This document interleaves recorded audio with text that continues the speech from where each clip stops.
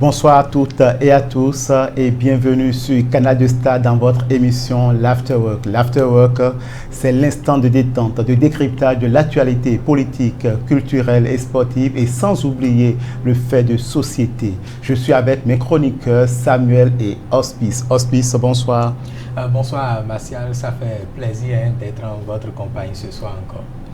J'espère que le week-end a été, les préparatifs de la fête de la Nativité à bon train. Oui, ça va, on ne peut que rendre grâce à Dieu. Sinon, de mon côté, bon, c'est la forme. Samuel. Bonsoir Martial, bonsoir chers téléspectateurs de Canal de Star. Vraiment, c'est un plaisir également d'être à nouveau sur ce plateau pour partager avec vous toute l'actualité et tous les sujets qui s'y présentent. Merci à tout un chacun de vous. L'Afterwork, c'est maintenant et nous allons démarrer en complicité avec la régie, la une des journaux.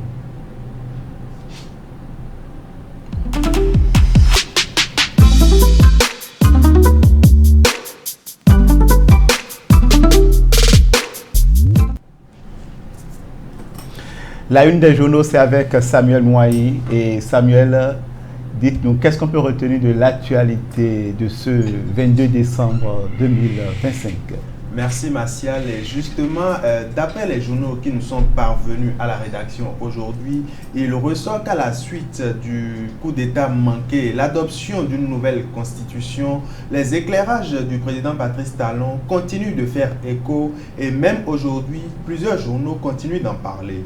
Affaire du putsch déjoué, Candide Azanahi et 5 militaires placés en détention provisoire nous apprend Libération. Et avant de monter dans le fourgon qui le conduisait en prison, Candide Azanahi évoque « Je suis un guerrier », nous rapporte le Télégramme. En marge de cela, le président Patrice Talon a procédé mercredi 17 décembre 2025 à la promulgation de la loi portant révision de la Constitution au Bénin. L'intégralité de la loi promulguée par Talon nous dévoile Diakpata. Mais quelle place pour la loi numéro 2025-20 dans la campagne électorale se questionne le Paraclet. Revenant sur la création du Sénat au Bénin, pour Patrice Talon, l'instauration d'une chambre haute du Parlement répond avant tout à un impératif de stabilité institutionnelle. La lecture de Talon nous révèle la boussole. Et malgré la promulgation de la Constitution du 15 novembre dernier, certes, des dispositions vont changer, mais pas la République, de sorte à remettre des compteurs électifs à zéro. La République ne change pas, nous indique l'informateur. Par ailleurs, conformément aux dispositions de la Constitution béninoise, le chef de l'État sera face aux députés demain mardi 23 décembre 2025 pour délivrer son message sur l'état de la nation. Patrice Talon face à son bilan nous révèle le matinal. Il s'agira en effet du dernier discours de Patrice Talon sur l'état de la nation en sa qualité de président de la République. La dernière tribune d'adieu de Patrice Talon fait savoir l'opinion aujourd'hui. Sport à présent, la 35e édition de la Coupe d'Afrique des Nations a officiellement démarré ce dimanche 21 décembre 2025 à Rabat au Maroc. Et le Bénin, qualifié et placé dans le groupe D, fera son entrée en lice le mardi 23 décembre. Le Bénin retient son souffle, fait savoir l'événement du jour. Le journal indique que l'équipe est privée de plusieurs cadres pour sa première sortie face à la RDC. Le quotidien Diakpata nous dévoile le calendrier complet de la CAN 2025. Toutefois, lors de sa traditionnelle conférence de lancement de la CAN, Patrice Motsepe a fait une grande annonce, celle de faire passer la CAN de 2 à 4 ans.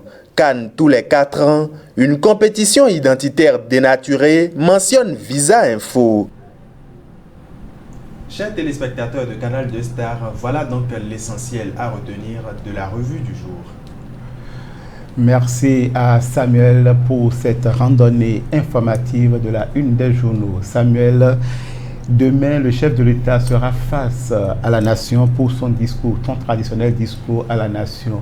Et quels sont les grands enjeux de ce discours?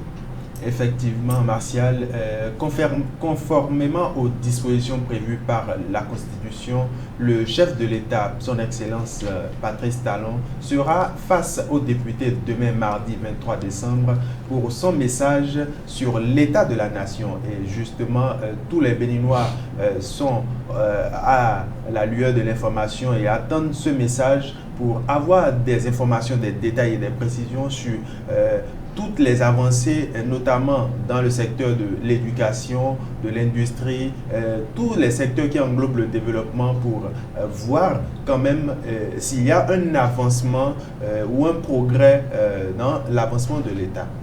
Ok, merci Samuel. Hospice, et quels sont les volets qui vous intéressent que le chef de l'État pourrait aborder dans son discours de demain? Merci Martial pour cette question. Je ne vais pas tout de suite là parler de moi, ce qui m'intéresse, mais je dirais... Ce qui intéresse le peuple béninois. Justement, je dirais que c'est un moment que la population attend bien sûr, parce que c'est quand même l'occasion pour Patrice Talon d'exposer ses grandes réalisations. Samuel a su bien souligner, c'est le moment bien sûr d'exposer les grandes réalisations. Et je pense que la population quand même attend le président sur des points clés aujourd'hui. Quand on prend par exemple le secteur de la santé, il y a des avancées, mais quand même tant qu'il reste à faire, on a l'habitude de le dire, rien n'est encore fait. La population attend bien sûr le chef de l'État sur cet aspect-là. Également, on voit aujourd'hui qu'il y a la construction des routes qui évolue de pas et d'autre. Je pense quand même que c'est ce qui est visible, c'est ce que la population voit en termes, je vais dire, d'avancée en ce qui concerne les infrastructures et autres. Mais le président, c'est quand même l'occasion pour lui d'aller un peu en profondeur, parce qu'on le veut ou non, il y a quand même des avancées ou bien des choses qui sont faites, mais qui ne sont pas visibles quand même. La population ne peut pas tout de suite dire, bon voilà, à tel endroit, il y a déjà des avancées majeures. Donc je pense quand même que c'est non seulement le moment de faire le point de ce qui est visible, mais également les réalisations, toutes les réalisations que l'on n'arrive pas à bien cerner avec les yeux. Donc je pense quand même que le président est attendu sur ce point là, mais on ne va pas oublier quand même le côté éducation, le volet de l'éducation. Quand on prend aujourd'hui ce domaine là, tout ce qu'on va dire, c'est que la population prie le reversement, surtout les AME bien entendu. Leur souhait c'est d'être reversé pour le compte de l'année 2026 qui s'ouvre. Donc la population, surtout les AME, quand même attendent le président sur ce point. Qu'est-ce qu'il va avancer comme argument, parce que le porte-parole le dit, et il a récemment également dit que je vais dire le reversement des AME est toujours au programme pour le compte de l'année 2025. On est encore à quelques semaines, sinon quelques jours de la fin de 2025. Est-ce que c'est toujours au programme? C'est le moment pour le président aussi d'éclairer, d'apporter des éclaircissements afin de mieux éclairer la population sur les enjeux déjà. En tout cas, le président va aborder tous les domaines en ce qui concerne son discours bien attendu. Donc on verra quand même, je ne dirais pas ce qu'on peut retenir, mais quand même les grandes réalisations effectuées ou bien réalisées bien sûr par ce gouvernement-là pour le compte de l'année 2025 qui va s'achever d'ici quelques jours. Merci Hospice. Samuel, quand on prend le volet sécuritaire, nous venons de suivre un coup d'État qui a été déjoué par nos forces armées. Et brillamment, ils ont pu déjouer et faire rebrousser chemin aux acteurs. Et volet sécuritaire, quelle est l'attente de la population? Justement, sur la question, je pense que le chef de l'État a quand même souligné le volet sécuritaire à l'issue de sa dernière conférence avec la presse. Il a quand même évoqué qu'au niveau du plan sécuritaire, il y a encore quelques progrès à faire, notamment pour renforcer davantage la sécurité, parce que avec l'incident du 7 décembre dernier où le Bénin a frôlé une tentative de putsch, il a quand même évoqué que des dispositifs sécuritaires manquent au Bénin, notamment pour pouvoir faire face à certaines situations. Et justement, il a parlé de cette mobilisation-là, de tout ce que le gouvernement est en train de faire pour quand même évoluer en matière de volet sécuritaire.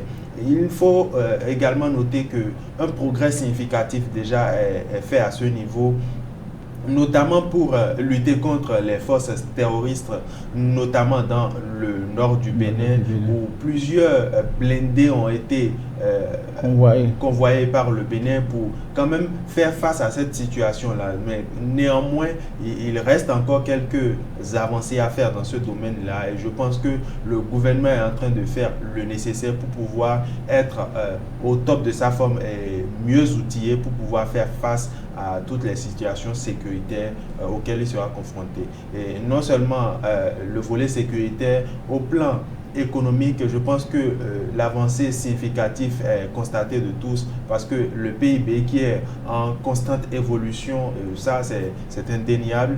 Il y a un progrès qui se fait et je pense que l'économie est en train d'évoluer, et d'ici là, cela va rejaillir sur la population et on va constater quand même un mieux-être, l'amélioration des conditions de vie en République du Bénin.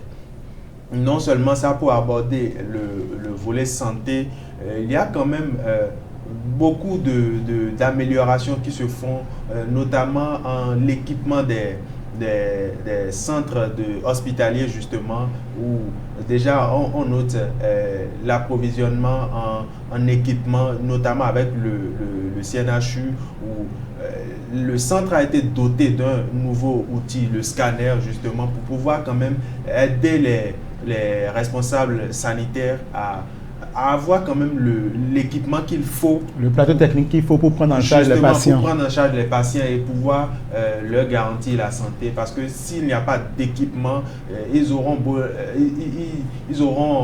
la connaissance, mais ils n'auront pas l'équipement qu'il faut pour pouvoir quand même soigner les patients. Donc je pense que l'État a fait une avancée significative dans ce domaine-là et a doté ces centres-là d'équipements pour quand même les aider. Et on n'oublie pas l'hôpital de référence, le CHIC, qui davantage est une référence en matière d'innovation dans le domaine de la santé. Et rapidement, pour compléter, l'autre avancée qu'il faut souligner est que désormais, il y a quand même un numéro vert disponible dans les centres de santé. Et quand vous allez dans un hôpital et que l'accueil n'est pas ce que cela doit être, vous pouvez contacter le numéro vert. Ou déposer une plainte. Voilà, et déposer une plainte. Ça aussi, c'est une avancée parce que c'est quelque chose qu'on n'a pas vu par le passé. Vous allez voir.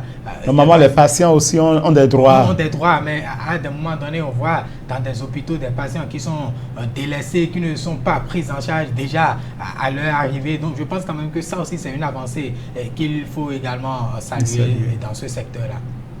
Et quand on prend le secteur de la culture, un secteur dans lequel le gouvernement a tellement investi, et on a vu Ouida se métamorphoser, et la place du non-retour est en train d'être déplacée, quel serait le bilan que le chef de l'État pourrait nous faire? Vous savez, aujourd'hui, le Bénin est un pays touristique, hein, c'est une destination touristique pour ceux de l'extérieur. On a vu déjà avec l'instauration des vaudous, bien vrai, il y a la fête de vaudou célébrée chaque 10 mai avec la nouvelle formule créée par le gouvernement.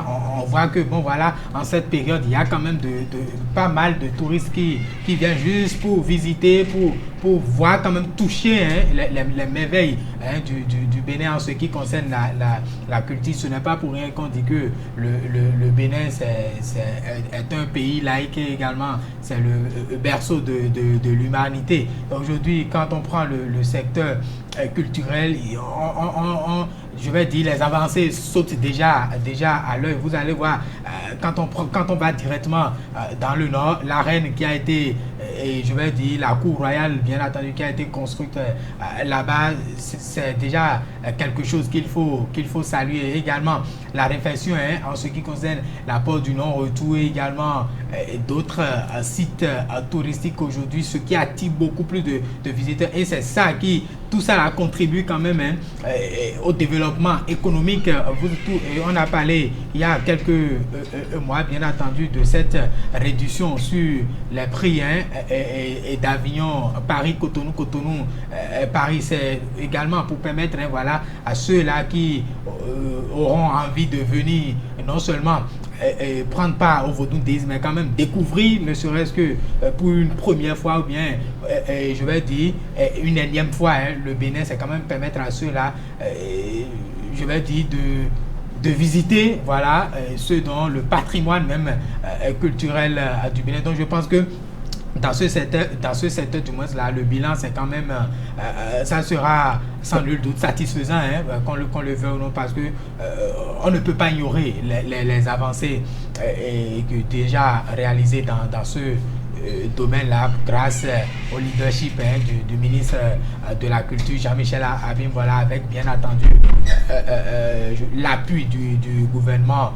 de son Excellence Patrice Talon. Donc je pense que dans le secteur, ou bien sur le plan culturel, il n'y aura pas grand débat, parce que les faits sont là et les faits parlent d'eux-mêmes. Donc je pense qu'on aura quand même droit à un bilan satisfaisant. Et Samuel, on aura droit à un bilan satisfaisant venant de la part du chef de l'État, son Excellence Patrice Talon, qui va faire son discours demain, le 23 décembre 2025.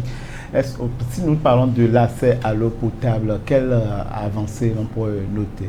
Effectivement, quand on aborde le volet approvisionnement en eau potable au Bénin, il est indéniable qu'aujourd'hui, avec les nombreuses actions que le gouvernement mène, la région du Nord où les populations avaient autant de difficultés à avoir accès à l'eau potable, où on voyait ces populations-là aller vers les rivières et en même temps prendre de l'eau où les animaux s'abreuvent, voilà, tout cela, ces conditions-là, on voit quand même que quand on fait un recul en arrière, les régions du Nord, surtout les régions du Nord, ont quand même assez de difficultés à avoir accès à l'eau potable. Aujourd'hui, ce n'est plus le cas et on voit quand même que le gouvernement a fait un effort considérable en approvisionnement. Plusieurs régions du Nord maintenant, sinon la grande majorité aujourd'hui a accès à l'eau potable, et je pense qu'on doit saluer le gouvernement du président Patrice Talon pour cette grande prouesse-là.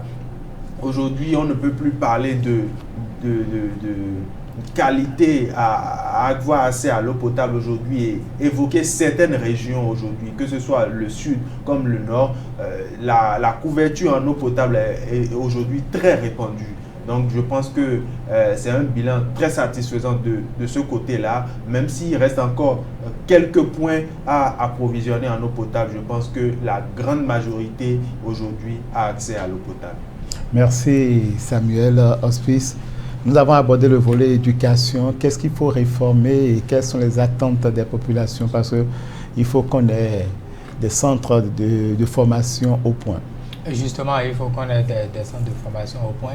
Et je l'ai dit déjà dans ma prise de parole, il est vrai qu'on a connu des avancées, qu'on a connu le développement dans tous les domaines, dans tous les secteurs, mais quand même déjà, tant qu'il reste à faire, rien n'est encore fait. Il faut, je dirais, il faut beaucoup plus rapprocher les services publics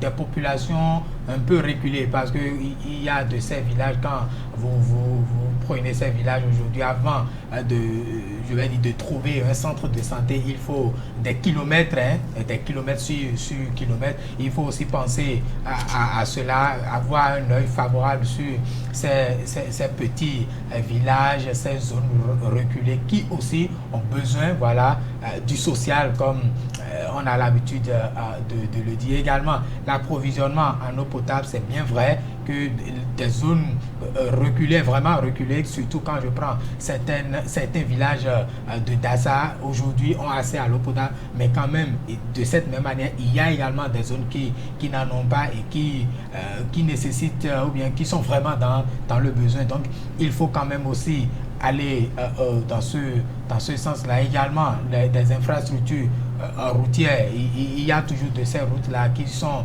impraticables, surtout dans les saisons pluvieuses. Donc, il faut aussi penser à ça également. Il ne faudrait pas que la dynamique s'arrête seulement sur ce qui est fait. On ne va pas continuer par se nourrir du passé. Il faut vite ranger le passé et évoluer si l'on souhaite vraiment placer le Bénin comme un pays de référence. Donc il faut quand même continuer dans cette lancée-là. Il faudrait également que celui qui viendra après le président Patrice Talon puisse continuer dans ce sens-là, puisse quand même doter le Bénin des équipements de qualité, des équipements de pointe, afin que le Bénin soit quand même un pays, voilà, en matière de référence. Il faudrait qu'on cite aussi le Bénin parmi les premiers pays développés. Merci Hospice, merci Samuel pour ces échanges. Nous allons à présent aborder le volet sportif.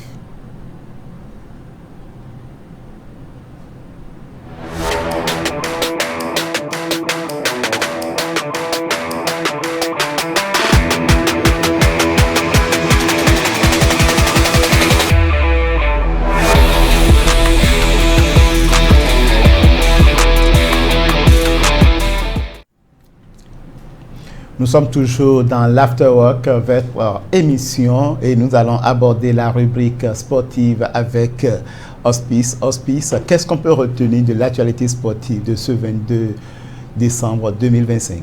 Merci Pascal. L'actualité sportive de ce 22 est notamment marquée par la 35e édition de la Coupe d'Afrique des Nations qui a pris son envol hier avec une cérémonie d'ouverture riche en couleurs, notamment une cérémonie d'ouverture qui a également connu la présence des autorités sportives, notamment le président de la FIFA, Gianni Infantino, également le président de la CAF, Patrice Motsepe, également le prince héritier voilà, du Maroc. Et bien entendu, cette cérémonie riche en couleurs a permis quand même à tous les pays participants de se faire représenter. Également la diva de la musique béninoise, Angélique Kidjo, qui était aussi de la partie, ce qui a d'ailleurs permis voilà, à cette cérémonie d'ouverture d'avoir une touche particulière, contrairement aux autres éditions, bien entendu. Et le match inaugural après cette cérémonie d'ouverture, bien sûr, a opposé le Maroc, pays hôte, à l'équipe comorienne, match qui s'est soldé d'ailleurs par une victoire du pays organisateur, 2-0 des réalisations de Brahim Diaz, le joueur du Real Madrid, et de Ayoub El Kabi. Mais il faut également noter la résistance farouche de cette équipe comorienne qui a lutté pour maintenir, pour garder sa cage inviolée durant les 45 premières minutes. On a vu ce penalty intervenir après quelques minutes de jeu également. Et l'arrêt spectaculaire voilà, de Yannick Pandor qui a su garder sa cage inviolée pendant les 45 premières minutes du jeu. Du retour des vestiaires, on a senti quand même la fatigue prendre le dessus sur l'équipe comorienne, ce qui a permis aux Marocains d'avoir le dessus et de marquer les 2 buts. Le Maroc lance donc sa compétition de la plus belle des manières. Et pour le compte de ce jour, la première journée se poursuit également avec d'autres rencontres prévues pour ce jour. On a d'abord l'affiche Mali-Zambie. Après cela, l'Afrique du Sud sera face à l'Angola. Et pour finir, les pharaons de l'Égypte vont jouer bien sûr l'équipe du Zimbabwe. Et il faut le rappeler, cette affiche entre Mali et Zambie sera quand même une affiche très équilibrée, parce qu'il faut le rappeler, la Zambie a déjà écrit son nom déjà sur le continent, parce que cette équipe a été vainqueur de la Coupe en 2012. C'était face aux éléphants de la Côte d'Ivoire. Mais également le Mali, l'une des équipes les plus régulières même de cette compétition, le Mali qui a fini 3e en 2012 et en 2013. Donc on doit quand même s'attendre à un match très équilibré, bien entendu. Les Pharaons qui seront face à une équipe du Zimbabwe qui pour le moment ne convainc pas du tout, mais qu'on le veut ou non, un match c'est toujours 50-50 au coup d'envoi. Mais le programme qui retient l'attention des Béninois, c'est bien sûr l'affiche des Guépards du Bénin qui seront opposés demain à 13h30 face aux Léopards de la République démocratique du Congo. Une affiche très attendue, non seulement par les Béninois, mais également par les Léopards. Il faut le rappeler, ces deux équipes se sont rencontrées déjà 2 fois par le passé et il faut noter que la dernière confrontation entre ces deux équipes s'est soldée sur un score nul et vierge d'un but partout. La rencontre s'est jouée au stade Général Mathieu Kérékou de Cotonou. Donc les équipes se donnent donc rendez-vous pour demain lorsqu'il sonnera 13h, qui va donc prendre le dessus. C'est ce qu'on attend de voir demain dès qu'il sonnera 13h30, Martial. Merci. Dès qu'il sonnera 13h30, demain, le Bénin va rentrer dans cette compétition. Et quelles sont les chances du Bénin dans son groupe? Déjà, le Bénin qui va jouer sans Saint-Pignon majeur, on le dit depuis très longtemps, mais quand même, cela ne va pas empêcher le sélectionneur je vais dire, d'essayer de nouvelles stratégies parce que c'est le moment pour le sélectionneur d'essayer d'autres joueurs qui sont présents dans ce effectif. Bien vrai, les cadres vont manquer ce premier match-là, mais c'est aussi l'occasion pour le Bénin quand même de prouver à toute l'Afrique que bon voilà, le Bénin mérite, je vais dire, sa place. Le Bénin mérite de participer à cette compétition. D'ailleurs, ils ont tenu leur toute dernière séance d'entraînement aujourd'hui même avant leur entrée en lice prévue pour demain.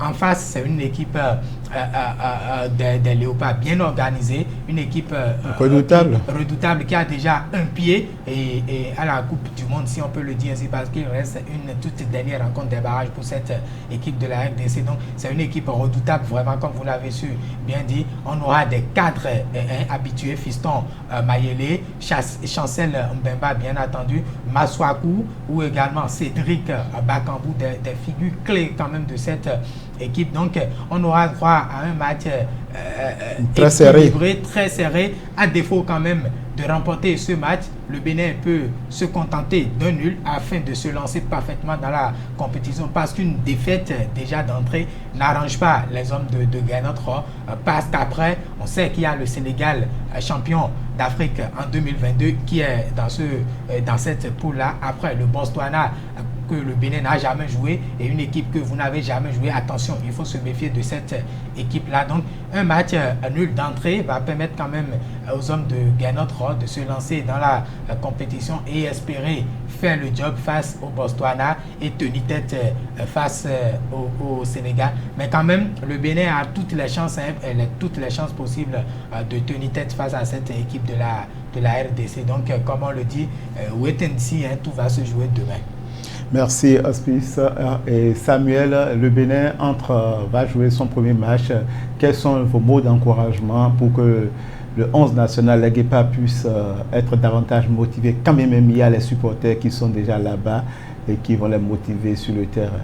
Je pense que déjà quand on évoque le match du Bénin à l'issue de cette CAN-là, déjà on parle d'une certaine fragilisation parce que le Bénin va jouer sans ses 5 majeurs et je pense que c'est déjà une épine dans le pied de l'équipe nationale qui va quand même fragiliser cette équipe-là face à celle du Congo. Je pense que on doit déjà féliciter l'équipe nationale pour cette prouesse-là, pour cette participation déjà à la CAN parce que ce n'est pas n'importe quelle équipe qui va à la CAN. Donc il faut déjà féliciter l'équipe nationale pour cette avancée-là et déjà prier pour une victoire, je vais dire, de l'équipe des Guépards pour le premier match. Parce que si d'entrée ils n'arrivent pas à gagner ce match, ce ne serait pas bon pour la suite et on va déjà les encourager, prier pour eux pour que l'issue de ce premier match là soit favorable et on garde espoir pour la suite. Gardons espoir pour les Guépards du Bénin qui sont au Maroc pour la CAN 2025. En complicité avec la régie, nous allons aborder le volet culturel de l'Afterwork de ce 22 décembre 2025. Comment consommer de façon sûre les fruits et légumes? Avant de manger des fruits ou des légumes crus, assure-toi de bien les laver avec de l'eau propre et un désinfectant comme Aquatab. Cela t'aidera à éliminer les impuretés et les microbes pour protéger ta santé et celle de ta famille. Bien laver tes fruits et légumes, c'est le premier pas pour les consommer en toute sécurité et éviter les maladies. Les fruits comme les bananes et les tomates se conservent à température ambiante. Bien conserver tes fruits et légumes, c'est garantir leur qualité et leur saveur. Consommer des fruits et légumes crus ou cuits, c'est une excellente habitude pour ta santé. Mais attention à la cuisson. Ne les fais pas cuire trop longtemps, car tu risques de perdre une partie de leurs vitamines et minéraux. Les légumes crus, comme les tomates et les oignons, sont délicieux et pleins de bienfaits pour ton corps. Manger des légumes crus ou légèrement cuits, c'est plein de vitalité. Prendre soin de la préparation et de la conservation des fruits et légumes, c'est prendre soin de toi, de ta famille et de ta santé à long terme. Ceci est un message de l'Agence nationale de l'alimentation et de la nutrition, ANAN. Comprendre pour agir en faveur de la nutrition. Nous sommes de retour sur ce plateau de l'Afterwork de Canal Star pour reprendre notre émission et pour aborder le volet culturel avec Damien. Damien, bonsoir. Bonsoir Martial, bonsoir à toutes et à tous. Aujourd'hui, nous allons parler de la signification des reines aux côtés du roi au palais royal. Et qu'est-ce qu'on peut quand on parle de la reine, quelle place les reines occupent-elles dans nos palais royaux? Disons, et dans le palais royal, la reine occupe une place importante.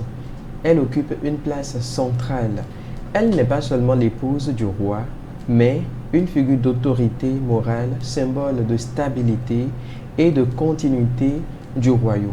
Mais qu'est-ce qu'elle représente quand on doit prendre la reine dans sa magnificence, dans toute sa splendeur? Qu'est-ce que la reine représente aux côtés du roi? La reine représente la maternité. Elle représente également la protection et la sagesse. Elle incarne la mère du peuple.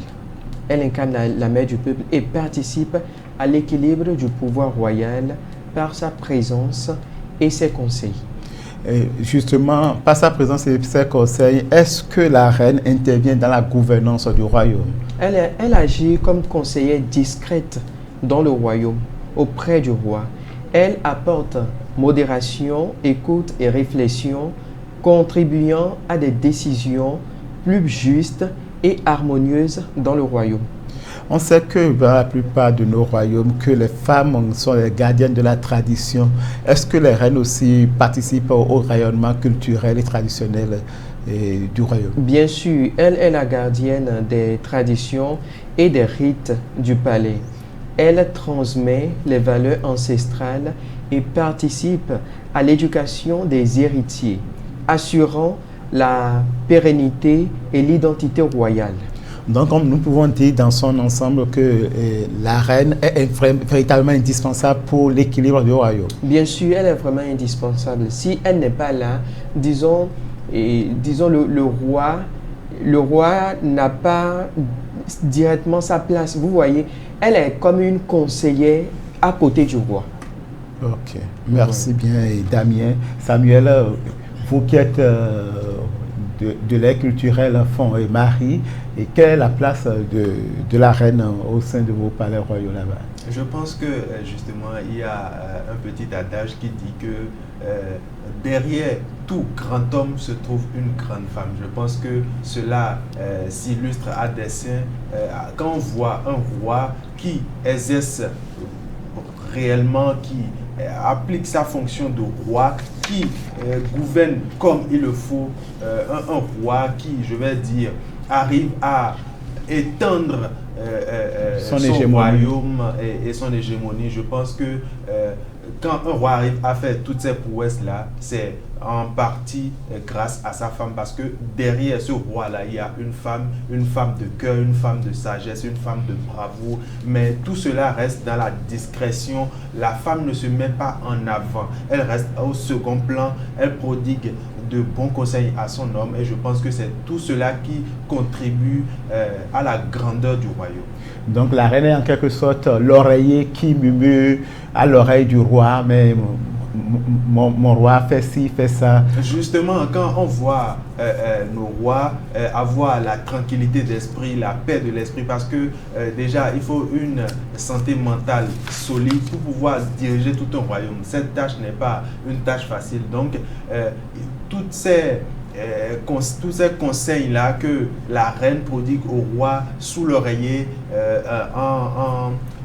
à huis clos, je vais dire, participe déjà à la stabilité mentale du roi et l'aide quand même à pouvoir prendre de très belles décisions. N'est-ce pas que c'était une belle chronique que nous a présentée Damien? Une très belle chronique d'ailleurs qui illustre réellement la place de la femme dans la société. Et Damien, justement, vous êtes notre chroniqueur culturel. Quel est l'agenda culturel de la semaine? Bon, en ce qui concerne les événements de la semaine, il y a la plage de Fidjrousse qui s'apprête à vibrer au rythme des traditions et des saveurs locales. Ce jeudi 25 décembre, à partir de 14h, se tient le festival Les Choses de chez nous, l'édition est nommée Les Choses de chez nous. Ça veut dire enfant, tomiton, mais si nous. Et puis, un rendez-vous culturel et festif qui met à l'honneur le patrimoine béninois. Au programme, une expérience riche en émotions, dégustation de plats et de produits locaux, animation culturelle, musique, danse traditionnelle et espace de jeu dédié aux enfants, un moment de partage et de convivialité pensé pour toute la famille dans un cadre naturel et chaleureux, organisé par Event Elite Agency. Ce festival se veut une célébration de l'identité, du vivre ensemble et du savoir-faire local. Une invitation janvier à découvrir ce qui fait la richesse de chez nous entre tradition et modernité. Rendez-vous donc à Fidjrousse pour vivre un Noël autrement au cœur de la culture et des saveurs d'ici. Ensuite, pour finir, il y a du 25 au 27 décembre 2025, Porto Novo qui accueille le Porto Grille Fiesta au lycée Béanzin. 3 jours de fête Merlon, grillade, musique, animation et jeux pour enfants dans une ambiance conviviale et familiale. Un rendez-vous incontournable pour célébrer les fêtes de fin d'année autrement. Voilà qui met un thème aux événements de la semaine. Oui, voilà, ce sont quelques événements de la semaine et Samuel, des événements qui entrent dans le cadre de cette fin d'année, des préparatifs de la fête de la Nativité et de l'entrée dans 2026. Je pense que justement pour passer un Noël convivial et plein de ferveur, ce programme s'illustre à dessein parce qu'il y aura de belles criades du 25 au 27, si j'ai bien retenu, à Porto Novo. Je pense que ce qu'il y a lieu de faire, c'est de prendre le rendez-vous, aller à Porto Novo et de passer un Quel type Noël. de criade il y a à Porto Novo et tu t'intéresses à Porto Novo? La population de Porto Novo a une certaine manière de faire les criades parce que les criades de Porto Novo et de Cotonou ne sont pas pareilles. C'est vrai, les deux sont d'une qualité appréciable. Quelle qu'en soit la viande, il y a une différence. Le savoir-faire n'est pas identique. Donc je pense que ceux de Porto Novo savent s'y prendre en matière de grillade, surtout avec l'expérience de la viande de porc qu'ils savent quand même bien griller. Je pense que les grillades là peuvent quand même tenir mon humeur et me donner fier à lui. Et Damien, vous serez à Porto pour la grillade aussi? Bien sûr, je serai à Porto Novo parce que, comme l'a dit Samuel, il faudrait qu'on aille déguster les bonnes choses. Les bonnes choses. Donc sans la viande de porc, vous avez délaissé Cotonou comme ça. Je dirais que la viande de porc me tient debout. Vous savez, c'est aussi les périodes de fête, il faut quand même bouger un peu, aller d'un horizon à un autre pour quand même goûter plein de saveurs. C'est le moment des fêtes, c'est le moment de varier les saveurs et de varier les expériences aussi. Merci, chers téléspectateurs. C'est le moment de varier les expériences, de bouger, de découvrir d'autres saveurs, de sortir de sa zone de confort pour pouvoir explorer d'autres opportunités. Et sans plus tarder, nous allons aborder le fait de société.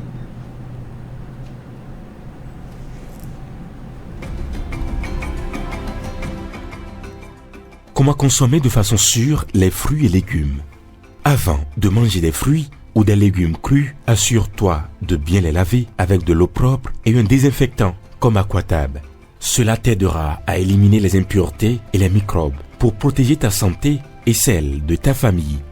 Bien laver tes fruits et légumes, c'est le premier pas pour les consommer en toute sécurité et éviter les maladies. Les fruits comme les bananes et les tomates se conservent à température ambiante. Bien conserver tes fruits et légumes, c'est garantir leur qualité et leur saveur. Consommer des fruits et légumes crus ou cuits, c'est une excellente habitude pour ta santé. Mais attention à la cuisson. Ne les fais pas cuire trop longtemps car tu risques de perdre une partie de leurs vitamines et minéraux. Les légumes crus comme les tomates et les oignons sont délicieux et pleins de bienfaits pour ton corps. Manger des légumes crus ou légèrement cuits, c'est plein de vitalité. Prendre soin de la préparation et de la conservation des fruits et légumes, c'est prendre soin de toi, de ta famille et de ta santé à long terme. Ceci est un message de l'Agence nationale de l'alimentation et de la nutrition, ANAN. Comprendre pour agir en faveur de la nutrition. Comme je le disais tantôt, nous allons aborder le fait de société du jour. Le fait de société du jour nous a été envoyé par Anita. Armand et Anita vivent depuis 10 ans de mariage et ils ont eu 3 enfants. Mais à la grande surprise d'Anita, Armand est parti faire des tests d'ADN pour vérifier si ces 3 enfants sont réellement de sa femme Anita. Anita ayant découvert les résultats, s'est indigné en disant, bon, est-ce qu'il y a plus de confiance dans cette relation si je n'ai pas été averti avant que ce test d'ADN ne soit fait. Donc Armand n'a plus confiance en moi, Armand ne m'aime pas. Et elle se dit, est-ce que c'est encore important de rester dans cette relation? C'est le fait du jour que Anita nous a envoyé, et Samuel et Damien. Et qu'est-ce que vous pouvez dire à Anita? Est-ce qu'elle doit discuter avec son mari ou bien quitter cette relation et basta? Je pense que déjà Anita doit se poser une question qui est évidente. Qu'est-ce qui a conduit son homme à aller faire un test d'ADN? Je pense que c'est la première question évidente que Anita peut se poser. Et déjà là, pour essayer de comprendre la logique de son homme, il faut dire qu'aujourd'hui, si je mets dans le contexte actuel, face à tout ce que nous observons dans notre entourage, dans notre environnement immédiat, on se voit quand même confronté à certaines situations où on voit dans tel couple ou un autre des situations qui nous amènent à nous interroger nous-mêmes. Mais il faut dire des situations d'infidélité qui amènent à douter. Justement, qui nous amènent à réellement nous poser la question, mais est-ce que notre relation, notre vie de couple est épargnée de tout cela? Donc je pense que c'est certainement dans cette logique-là que cet homme-là est allé faire un test d'ADN. Parce que certainement dans son entourage immédiat, je veux parler de ses collègues, de ses amis et autres, certainement qu'il a observé quand même des relations d'infidélité de ses amis ou des copines ou des femmes de ses amis. Mais il faut noter aujourd'hui que l'infidélité, c'est quelque chose qui se conçoit aisément aujourd'hui, qui prend de l'ampleur. L'infidélité est devenue aujourd'hui chose courante. Ce n'est pas à féliciter, mais on observe que l'infidélité aujourd'hui est devenue chose courante. Donc, je pense que face à cela, il faut quand même prendre certaines mesures pour être sûr que les enfants qu'on a conçus au sein de notre mariage sont réellement les nôtres. Parce que élever les enfants d'autrui n'est pas chose aisée, et se rendre compte à la dernière minute que les enfants qu'on a aimés, qu'on a chéris avec tant d'amour, avec tant d'attention, ne sont pas les nôtres, et à la dernière minute se rendre compte qu'on a élevé les enfants d'autrui. Je pense que ça peut nous amener quand même à faire une crise cardiaque. À faire une crise. Il y a de quoi faire une crise, parce que c'est toute une vie, c'est toute une existence, et ça va donner quand même une impression de vie inaccomplie. Parce que pour qu'une vie soit accomplie, il faut quand même bâtir une famille et être sûr que ce sont les nôtres. Bâtir une famille qui est fondée sur l'amour, le respect mutuel. Exactement. Et Damien, c'est ce que Anita nous demande. On dit souvent que la confiance n'exclut pas le contrôle. C'est pas parce que j'ai confiance en toi que je vais te laisser sans même contrôler les actes que tu es en train de poser. Vous voyez, aujourd'hui, comme l'a dit mon confrère Samuel, tout ce qui se passe aujourd'hui, c'est que nous fait réfléchir. Et puis, on se dit dans quel monde nous sommes. Vous voyez, on peut, dans un couple maintenant, on peut constater que le premier enfant n'appartient pas à l'homme. Et le premier enfant, c'est la grossesse de quelqu'un d'autre. Et puis lorsque la femme s'est mise ensemble avec son homme, c'est de là il a ramené la grossesse, soit disant que le premier enfant, c'est ton enfant.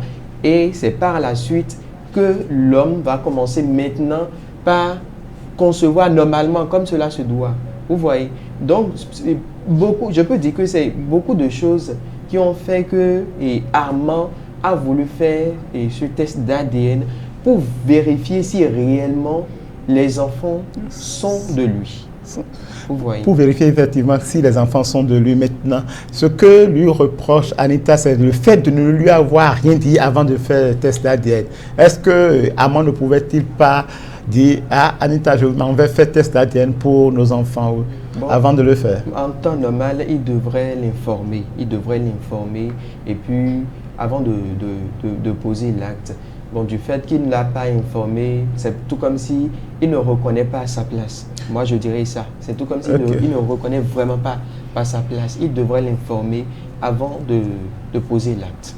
Et Samuel, en n'informant pas Anita, est-ce que Armand ne voudrait pas préserver l'équilibre psychosomatique ou psychologique de sa femme? Justement, j'allais en venir. Je pense qu'il n'y a pas lieu d'informer la femme de tel ou tel projet d'aller faire des tests d'ADN à l'enfant. Je pense que les femmes savent quand même faire d'une petite situation tout un problème. Je pense qu'il n'y a pas lieu de l'informer avant d'aller faire un test d'ADN à des enfants qui sont prétendus être les miens.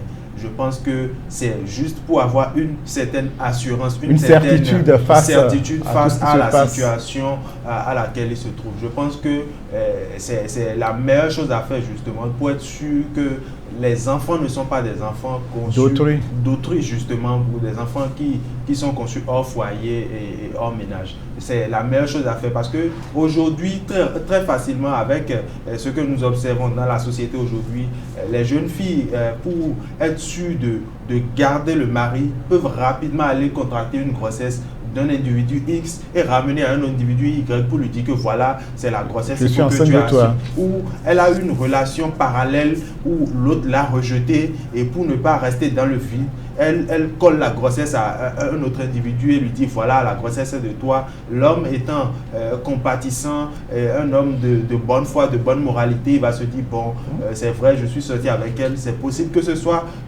mon enfant. C'est une question de responsabilité. Voilà, donc les jeunes femmes aujourd'hui sont d'une certaine habileté à quand même tromper les hommes qui ne sont pas vigilants. Donc je pense que cet homme-là est très vigilant et je pense que cette vigilance-là est à encourager, à saluer.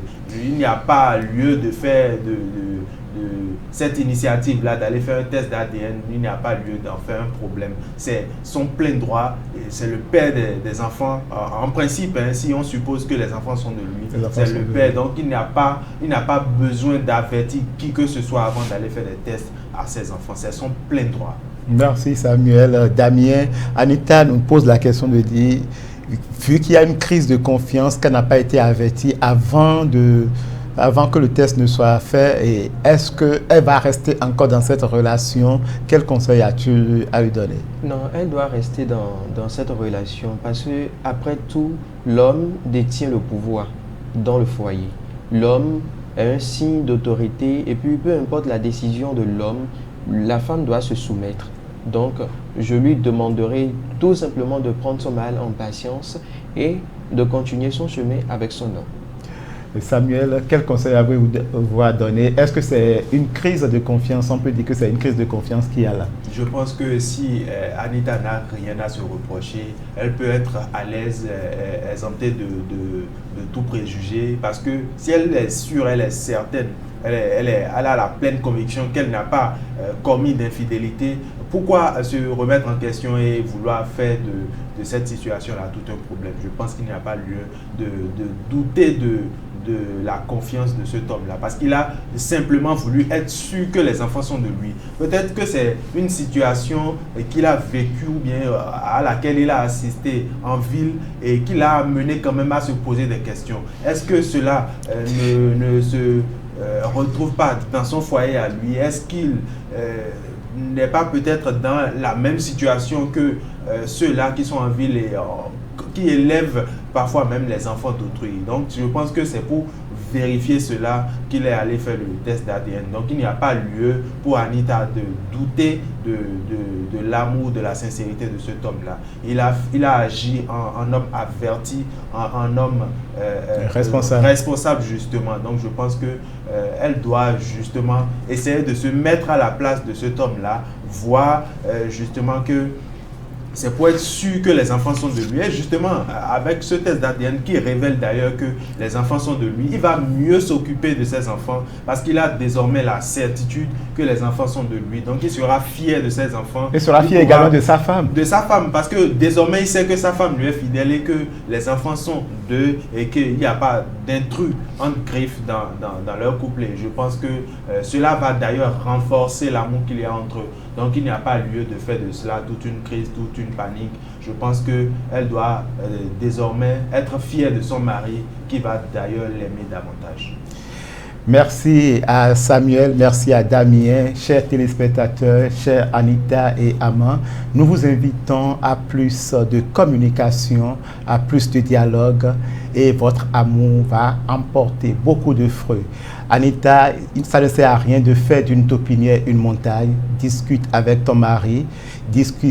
La discussion est la clé de toutes les solutions. Ce sera tout pour ce numéro de l'Afterwork de ce 22 décembre 2025. D'ici là, portez-vous bien.